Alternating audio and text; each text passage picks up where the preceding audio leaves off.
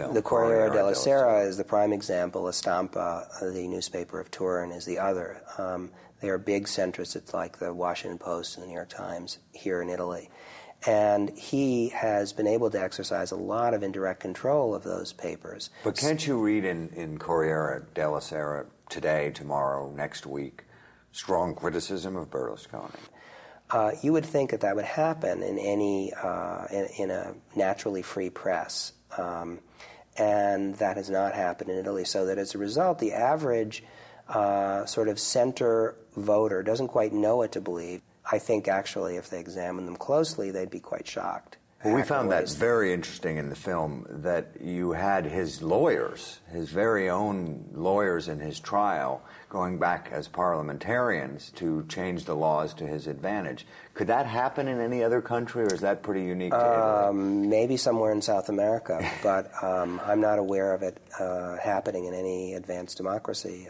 It's a very, very anomalous and peculiar situation. They literally would spend 2 or 3 days a week in Milan defending Berlusconi in their black lawyerly robes, and then fly back to Rome and then rewrite the laws that would then short-circuit the very trials in which he was a defendant. And that happens in all sorts of areas, including business areas, economic legislation.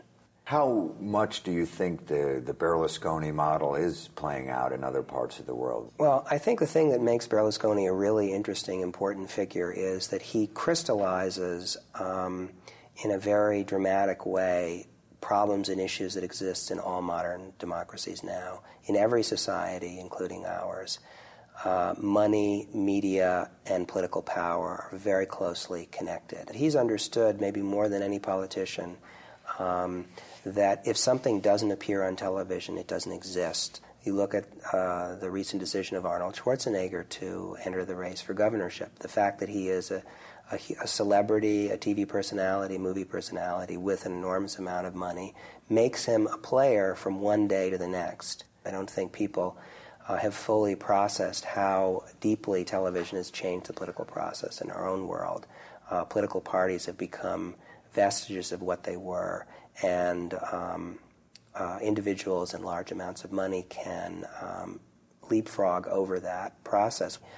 In Italy, it exists in a much kind of neuter and cruder way, but I think people everywhere in this country as well have a very dismaying feeling that politics is going over their heads, is being decided by wealthy interests that don't take them into consideration, and are bending the legislative process in their own behalf. People get used to that and say, well, if they can do that in Italy, then what's the big deal if I do it to a lesser degree here in France or in England or in this country?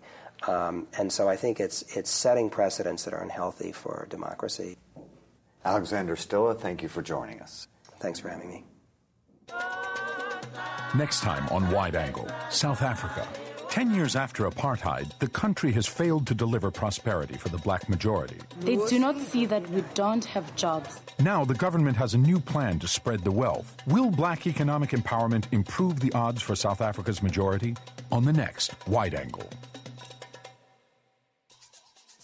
Stay with Wide Angle at PBS Online. Explore Berlusconi's media empire. Learn about Italy's post-war politics and evaluate Berlusconi's impact on democracy.